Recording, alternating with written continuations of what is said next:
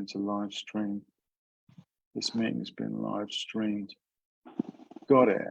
Okay, hold on. Perfect. Setting up meeting for live page. Okay, let's go back to Zoom. Oh, and it's doing it side by side, so that's fine.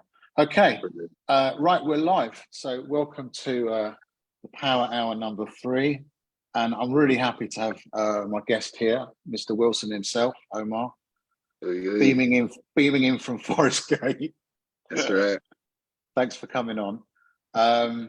So Omar and I have had a chance to have a little chat beforehand, and I'll talk in a minute about why I've asked him to come on and how we met. But before I do that, I'm just going to do a little bit of reading from Sid Banks's book, The Missing Link, so we can kind of get ourselves grounded in mind, and then we can sort of have a conversation about the topic, the theme for the day, which is the idea of happiness is an inside job. So here we go. One of the greatest misconceptions ever is the belief that it takes years to find wisdom. Many experience time, few experience wisdom. The achievement of mental stability and peace of mind is one thought away from everyone on earth, if you can find that one thought. Words are merely a form. Listen not to words, but to that which words attempt to convey. So remember, it's not the clay that represents the sculpture, but the form the artist has molded it into. Just like the clay of the sculpture, thought is not reality. However, our personal realities are molded via our thoughts. And then a little something about insight. Throughout time, human beings have experienced insights that spontaneously and completely change their behavior and their lives, bringing them happiness they previously thought impossible. Finding wisdom's got nothing to do with time. Achieving mental stability is a matter of finding healthy thoughts from the moment to moment. Such thoughts can be light years or a second away. So welcome, Wilson. Thanks so much for coming on. I just want to introduce you really quickly. We've got to know each other when we're both part of an online group called Wisdom Entrepreneurs. And in my last session, I talked about my first insight, how I found it and how it changed my life. So it was a kind of random thing. I literally just became aware of myself as a thinking being. And I started looking at my thoughts, and I was literally driving in my car thinking, that's a thought, that's a thought, that's a thought, which was very, very weird. But that actually changed me. So I'm going to let you sort of take it away and riff on it and ask, whatever questions or clarifications you want. But if you want to talk about your insights, the ones you had and how they changed you, then that would be great. And obviously we'll lead up to happiness being an inside job. 100%. First of all, I appreciate you, Rob, because it's been a long time since I've just spoken on a platform, even use Zoom, you know what I mean? So I appreciate you a million times over for that. And for me, the principles kind of changed me in prison. And it's like, in prison was like the start of my journey of looking at myself and really kind of sitting with myself and getting to know myself, which was and still is a lengthy process. Do you know what I mean? It's like, it wasn't a one-day switch. It's like a one thing at a time. And it's like a beautiful process that's still unfolding to today. And my first kind of insight was, it came funny, right? Because in prison, there's a little system where you only get like an hour to do a lot of stuff: shower, eat, talk to people, play, jump on the phone to your loved ones, and then you're locked away again. So 9 times out of 10, me and my missus, we would just argue, because I would always be in my head. When I would phone her and it would ring and it would ring, I would be in my head. I would create stories. Is she all right? Is she doing this? Is she doing that? And we'd always argue because I would already have a story in my head. I would already be fueled and upset by what I've thought. And it came to this one time where I kind of decided to put those thoughts to one side, and we had a conversation. And it was a beautiful conversation. We had a beautiful conversation, and I just remember feeling embarrassed that I thought those thoughts, and it was like I scurried them away, not really like realizing that I created those, and now I don't want them no more. So it was with that first realization I started to play and experiment with these thoughts, and I didn't contribute that to the three principles. I said, nah, that's just a thing that happened. And then again, what kind of showed me that, wow, this is actually a thing was because I was diagnosed with ADHD and dyslexia from a young age, and I never ever thought reading and writing was an option because that was just something I could not do. That's what the diagnosis told me. I can't do those things. I'm hyper, I can't read and write, I can't do it. So I never decided to do those. And it was only in prison once I was on this basic regime because I was quite naughty in there. And they used to put me on basic a lot. And it was only through this basic regime that I was given these books, and I sat down with them and I decided to read and write. And it was then that I realized the thought process involved in creating my boundaries, in creating the things I can and can't do. So it was then that I began to experiment with that and just see it. And from then to now, my situation hasn't really got that much better, but my mind frame is just beautiful. Do you know what I mean? The way I navigate on a day to day is just beautiful. I see things that used to hurt me a lot. I see them less, and they have just less edge on them now. And it's just like I'm able to deal with things that I can deal with, and I'm able to put aside what I can't deal with. And that was a big issue for me. Do you know what I mean? Things I couldn't deal with used to pain. It used to just echo my brain, and it's just like, wow. And it's like you're figuring out they're impossible, and you give yourself this task without realizing that you gave it to yourself.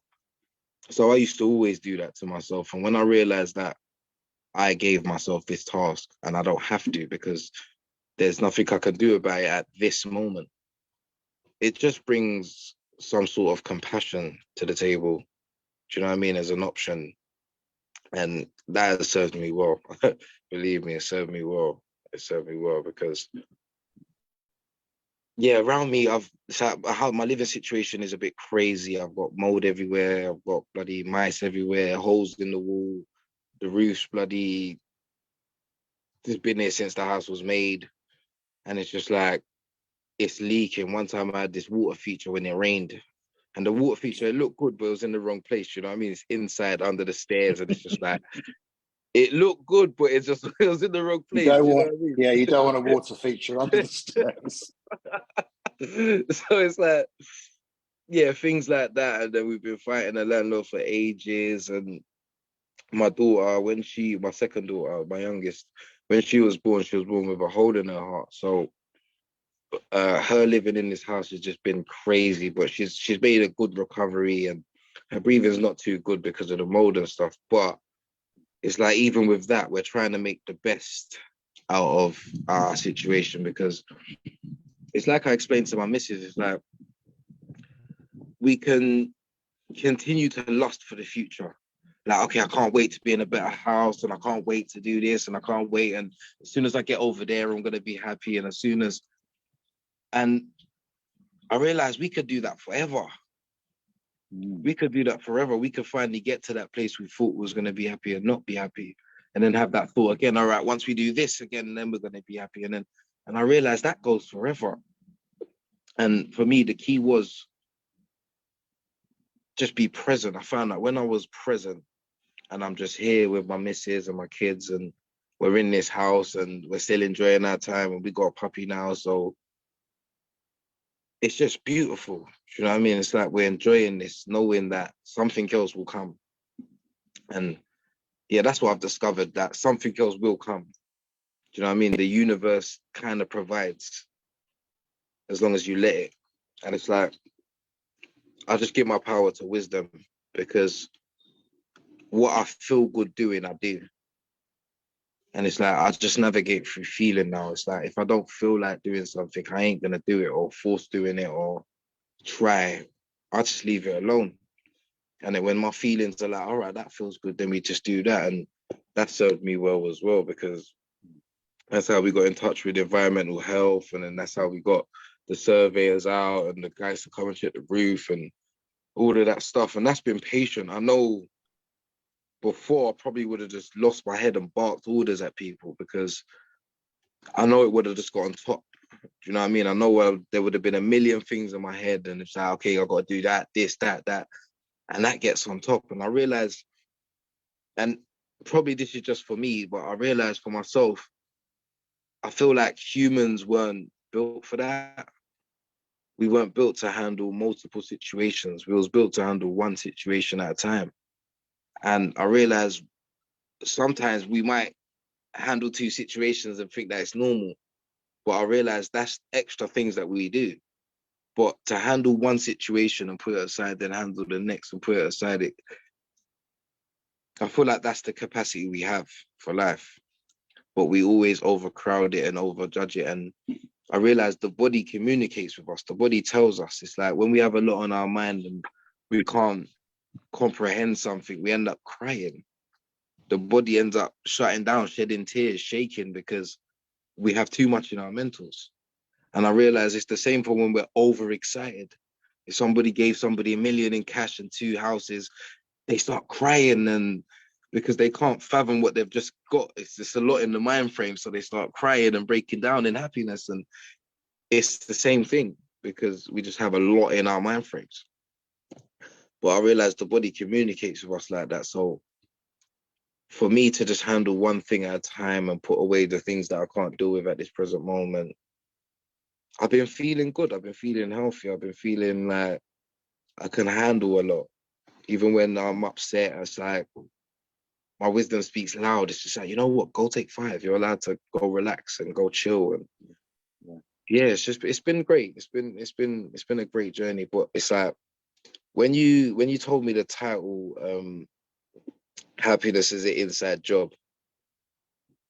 Me, I'm an analogy guy. I'm a lot of pictures come to head. So it's like I realized that all these years I've been looking outside. Do you know what I mean? And it's not a wrong thing. It's just it was natural at the time. It was natural at the time to see people around me with new things, and I ain't got these things, so I feel upset. And I feel like if I get these things that they got, I'm gonna be happier. And that was natural to me. So I went out and done all the things and all wrong things, thinking for the right reasons. I'm thinking, yeah, let me do that for the right reasons and just to feel good. And by the time I did get that and feel good, they got the next pair. So it's like, oh, bloody hell, I'm late. And now I got to do it again and do it and get the next pair to feel happy. And I've always chased that happiness, always. And it's just like, I'll give you another one as well. It's like my PlayStation, right? As soon as PlayStation 5 come out, everybody was scrambling, playing £700, £600 to get one. They all sold out of Argos. Everybody's reselling them for 1,500, and everybody's running around and getting them. And the excitement was real, because everywhere I went, I couldn't find one. I couldn't find one. Then I found one on this website, and it was like 650 quid. And I didn't even have it like that. But I put it on my credit card, like, yeah, I need it. Got it. Bloody put myself in a bit of debt. And it's like a couple months down the line now, or probably like a year and a bit down the line now, I don't have the same excitement for it. So it's like, whoa, is that the PlayStation, or is what I think of the PlayStation? So it's like I busted my ass to get that. I busted my ass to get that. And I remember the excitement I had when I got it and it arrived and I unwrapped it. But I don't have that same excitement for it. So it's like I realized that if I didn't understand that, then I would look for the next thing. I would look for the next thing outside me that's going to make me as excited as I was when I first got that PlayStation. So I'll be on another search. Like, okay, what is it? Okay, a new car. So now I might bust my ass and put another car on my credit card. Do you know what I mean? It's like that's the mind game that we kind of we play with ourselves, and just to see that it brings a big difference. It really settles it in my mind that it's an inside job, because once I'm present and I'm with my family, I'm excited, I'm happy, I forget about everything. I forget about the house, I forget about this. I just experience what is in front of me to experience. Do you know what I mean? Their growth and their health and their laughter and the way they speak and the way their talking's developing and the words they're saying now to the words I used to hear from them. And it's like, once I'm present with that, it's like the world kind of doesn't exist. And I'm excited inside. Like I feel that happiness burning. Do you know what I mean? As if I was getting the PlayStation, as if I was getting a new car, as if. Yeah. So it's like, wow, like just being present, I can conjure that up inside. So it's like, wow, it's not really the car or the. Isn't it amazing the stories we tell ourselves about what we need? 100%. 100%. And it's like need, it's that word need. It's like sometimes we play it into ourselves, you know what I mean? Because, and it's funny because it's like we are the best. What's the word? We've got the best. I can't find the word. Like we can hoax ourselves on. We're the best at pulling our own strings. Do you know what I mean?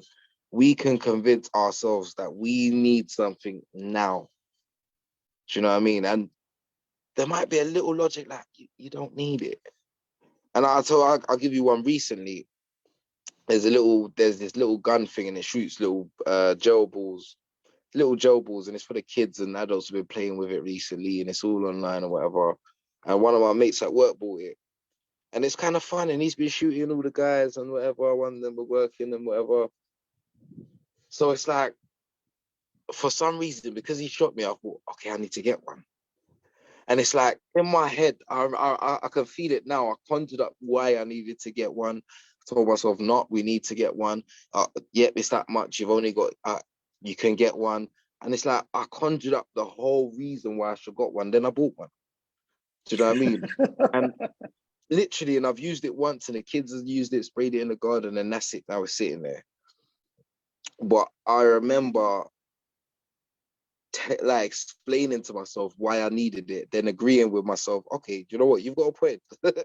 You've got a point, let's get it. And just to notice that fact. I understand that sometimes it won't stop and you'll still go through that.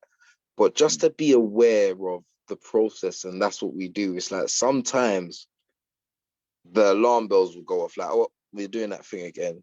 Do we actually need it? Do you know what I mean? And when I get to that stage, I realize how much I kind of can sell it to myself. Yeah, literally. Even being happy, I realize that I can future think happiness, but again, that's just a thought. Do you know what I mean? So it's like me thinking ahead that, okay, in a new house, we're going to be happy, we're going to be great, I realize that is just that's like a hope that I'm clinging on to for happiness. And I realize that could be a good thing at times, but at the same time, it could be a bad thing. Because if I'm not happy in that next location, how I thought I was going to be, then I feel like I'll be more depressed than I would if I went there neutral. Do you know what I mean? If I went into the next situation neutral, I reckon I can experience it for what it is, other than going there with the thought, this is going to make me happy. Can I just ask a quick question, just picking up on something that you said earlier? I mean, so I think a lot of people watching this wouldn't have heard of the principles, for example, and they wouldn't know about the other people that you met in prison and the work that you did on the principles and that kind of how it changed you. But so we're talking about stuff that everyone can relate to, right? You know, happiness, being an inside job, etc., etc.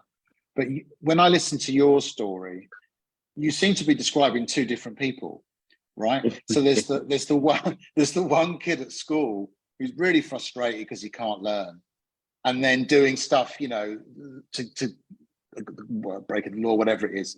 But you're a completely different person now, right? So you've made that transformation and you changed your life. To what extent was it the principles, do you think, that was responsible for that? That's my question. So I feel like the most beautiful thing about the principles is it's not new, it's familiar. Yeah. So it's like if every hour of your childhood life you were shown a picture, and then in your adult life you were shown that same picture, you would recognize it. You would be like, I know that from somewhere. And then you would think back to all the times that you've seen that picture and you know that, and oh, it was there, and it was there, and it was there, and it was there.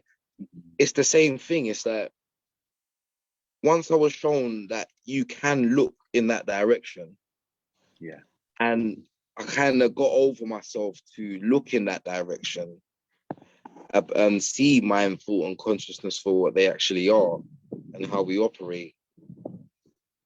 It's like all the past moments that I remember come back to me as wisdom. And it's like the past moments that I think through and why I did certain stuff and how I was certain ways. At that time, I made something and I believed in it. At this time, I see that I made something and believed in it. So I feel without the principles, I wouldn't have seen I was the creator. I would have seen outside world as the creator and everything's happening to me. Yeah, yeah. You know what I mean? But yeah.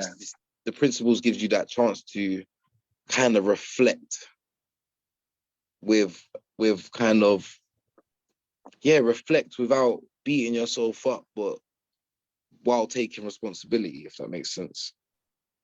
The quote that comes to mind for me, I was thinking about this before we started talking today. It's a bit of a cliche, but I quite like it. It's is it life's not coming at you, it's coming from you. Bro, that speaks a million words. It speaks a million words. And you know what it is? There's a lot of old sayings that I used to just hear, and now they just mean the world as well. Do you know what I mean? They mean a million things, because to hear that, someone to say that to somebody on a normal day, they'll throw that off. Oh, yeah, you're right. But to hear that from wisdom, you're like, for real. Like, it actually does. Even when you're in your mood or you're in your thought or wherever you are, there'll be a point where you realize, wow, it's actually coming from me. Do you know what I mean? And I think that's the beautiful thing, because I think without it, I wouldn't realize it's coming from me. And it would always be his fault, her fault, that system or this job or those hours, or it would always be something. Do you know what I mean? This house or that circumstance or that person. But yeah, when that responsibility comes back to me, and I call it responsibility because it's mine. Do you know what I mean? It's my thoughts to think. It's my emotions that are swayed when I think a certain way or when I put something on somebody. So it's like I take that responsibility of I have put that on somebody, and it just takes the edge off things, and you kind of just see you don't end up resenting that person. Put it that way, which is the next beautiful thing. Do you know what I mean? Because where I used to think people used to do stuff to annoy me, I realized that that's the edge I'm putting on it.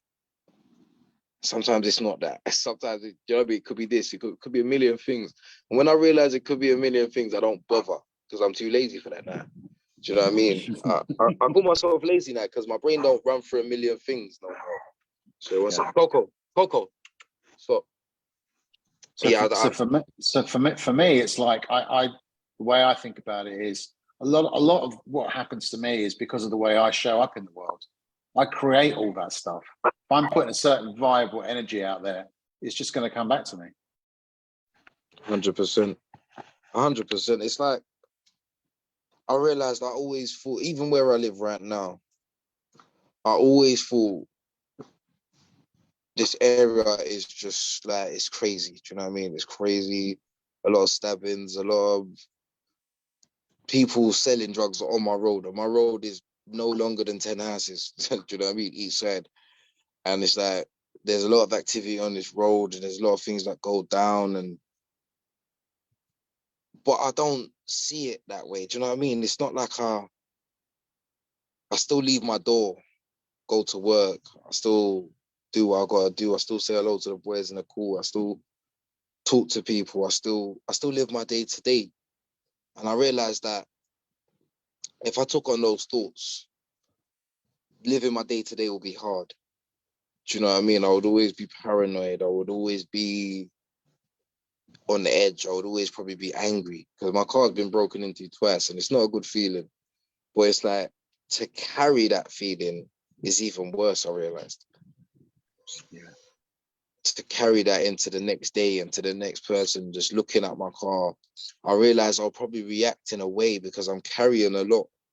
I'm carrying the fact that my car's been broken into twice. I'm carrying the fact that I'm paranoid. I'm carrying the fact that I'm angry. I'm carrying it all. So the next person I see looking at my car or something like that, all of the things I carried will just spill out onto this one moment because I don't realize what it is. But once I realize that, okay, I can be angry in this moment because my car's just been broken into, but I don't have to drag that into the next. Like, I don't have to.